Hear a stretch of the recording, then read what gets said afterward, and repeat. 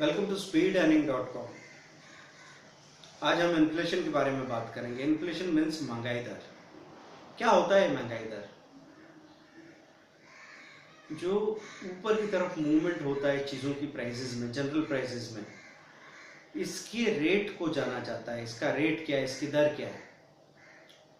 तो ये महंगाई दर कैसे कैलकुलेट की जाती है? महंगाई दर के लिए एक कंज्यूमर प्राइस इंडेक्स होता है, जिसको कहेंगे उपभोक्ता मूल्य सूचकांक। इसमें 200 जो असेंशियल कमोडिटीज है, जिस पे आम आदमी की जिंदगी पूरी तरह निर्भर है, उनको शामिल किया गया है और उनके एवरेज प्राइस को कैलकुलेट किया जाता है, जिससे आपका सीपीआई निकलता है, कंज्यूमर प्राइस इंडेक्स।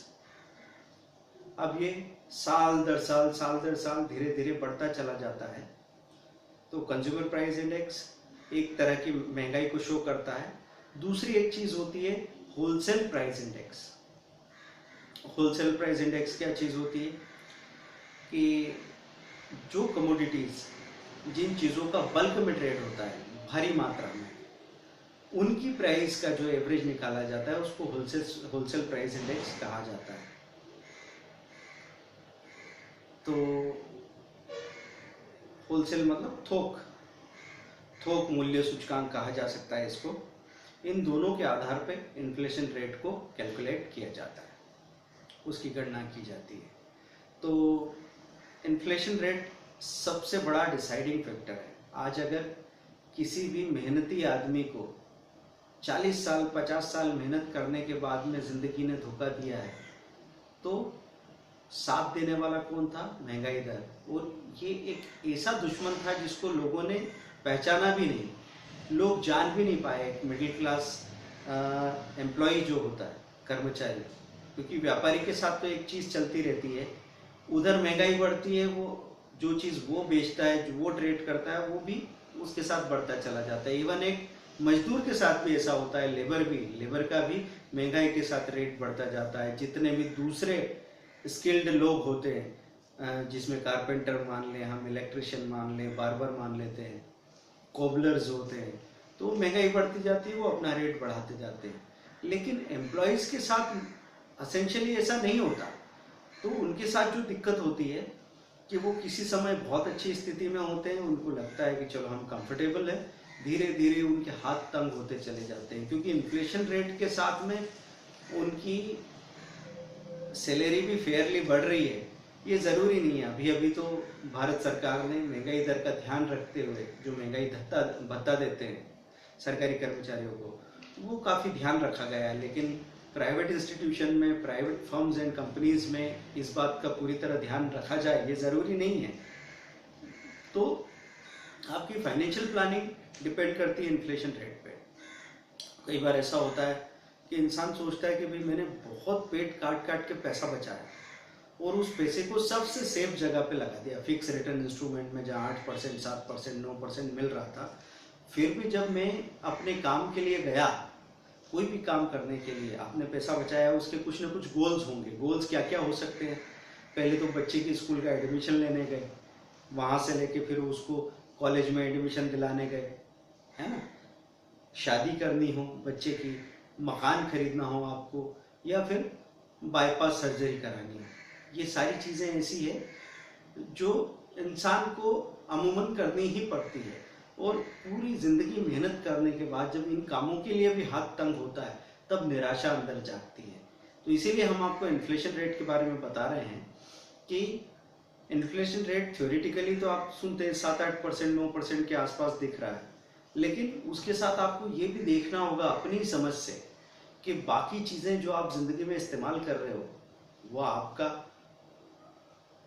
पास टाइम लेजर भी हो सकता है। कि भाई मैं मूवी देखने जाता था, आज से 10 साल पहले टिकट का रेट क्या था, अभी क्या रेट हो गया, उसको भी मैं समझूं। मैं कपड़ा खरीदने जाता हूँ, तो पहले एक ड्रेस का कॉस्ट क्या होता था, अभी एक ड्रेस का कॉस्ट क्या होता है ब्रांड्स के साथ में, उसको भी मैं समझूं, क्योंकि मेरी महंगाई दर उससे कैलकुलेट होगी। फिर बाद में कोई स्कूल, आपका अपना स्कूल किस तरीके से रेट्स को बढ़ाता जा रहा है, अपनी हिडन कॉस्ट कैसे बढ़ाता जा रहा है, उसको भी हम समझें। अगर वो हमारे बच्चों को सिंगापुर, दुबई टूर पे ले जाने लगे हैं, तो उसको भी हमको कैलकुलेट करना पड़ेगा।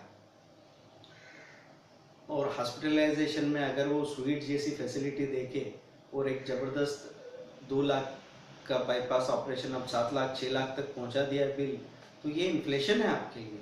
तो थ्योरेटिकली इन्फ्लेशन होता है 6-7% का, लेकिन प्रैक्टिकली वो 12-13% भी पहुंच जाता है, इसलिए आपका पैसा कम पड़ता है। तो आपका पैसा अगर 8-9 साल में 1 लाख का 2 लाख हो रहा है, और तब ये सारी चीज़ें जो हम आपको बता रहे थे, जो 1 लाख में होती थी उसको खरीदने के लिए अब 4 या 5 लाख रुपए की ज़रूरत है, तो आप हार चुके।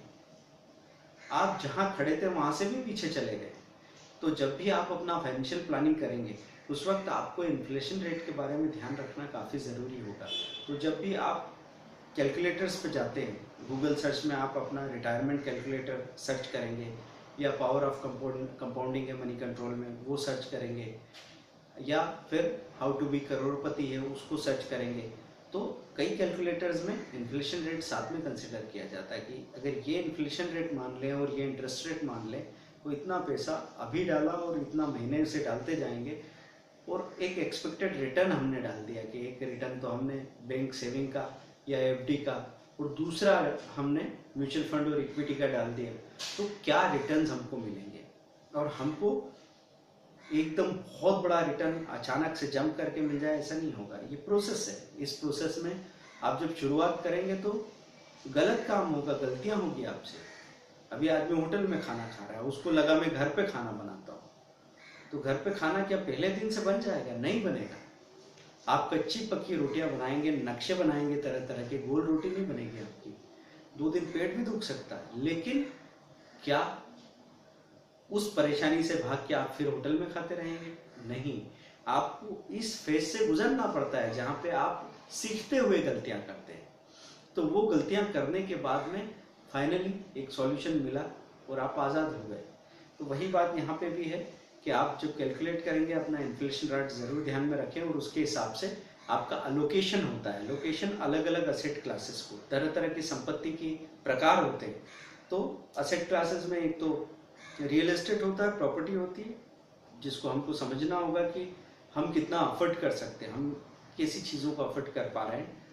फिर आपको उसके साथ में फिक्स रिटर्न इंस्ट्रूमेंट होते हैं, तो एफडी वगैरह, पोस्ट ऑफिस, ये आ जाता है। फिर इंश्योरेंस आ जाता है उसमें आपका, डिटेल में हमने इन सब चीज़ों पे बात की हुई। फिर इसके साथ में म्यूचुअल फंड आता है, इक्विटी शेयर्स आते हैं, और गोल्ड सिल्वर आते हैं प्रेशियस मेटल में।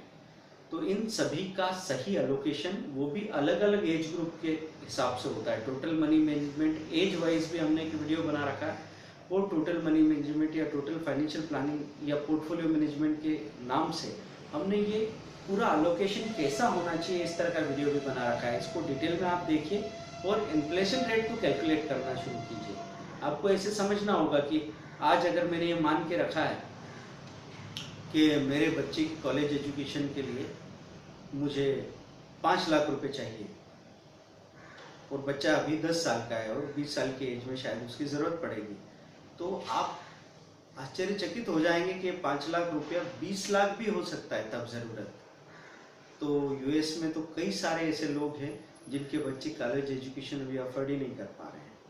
और यही चीज़ अभी अगर आपको यकीन नहीं हो तो आप पीछे चल के 10 या 15 साल पहले इंजीनियरिंग कॉलेज की फ़ी पता कर लीजिए। गवर्नमेंट कॉलेजेस में 2000 रुपये साल की फ़ी हुआ करती थी, और कोचिंग के लिए ये एक एक्स्ट्रा चीज़ थी जिसके लिए आदमी साल का 10, 15, 20 हज़ार रुपया रखा करता था। तो जिस आदमी ने वो 15 साल पहले कॉलेज एजुकेशन के लिए 1 लाख रुपया निकाल के रखा था, वो 1 लाख रुपया तो बच्चे के पेट्रोल में ही चला गया, और ऊपर से उसने मोबाइल का बिल भी भर दिया। कॉलेज का फ़ी, कोचिंग का फ़ी तो हो सकता पूरा पूरा अलग से बाकी हो, तो चीज़ें ऐसे आपको पीछे धकेल देती है। तो ठीक है, अब ये ज़िंदगी है, किस्मत है, मेहनत कर रहे हैं, मज़ा ले रहे हैं, ज़िंदगी का मज़ा भी हर दिन लेते रहिए। लेकिन अगर कोई उम्मीद को हम बो सकते हैं, किसी उम्मीद को जिंदा कर सकते हैं, उसकी कोशिश ज़रूर करनी चाहिए, क्योंकि आपके हारने जीतने से मुद्दा नहीं बनता। आपको हारना है तो आप हार जाएंगे, जीतना है जीत जाएंगे, लेकिन सवाल सिर्फ एक आपके सामने आएगा, क्या मैंने पूरा कोशिश ईमानदारी से किया था? बस यही एक सवाल है जिसका जवाब अगर आपके पास होता है तो आप चैन से जी सकते हैं। Thank you very much. Inflation rate को समझिए। बाय।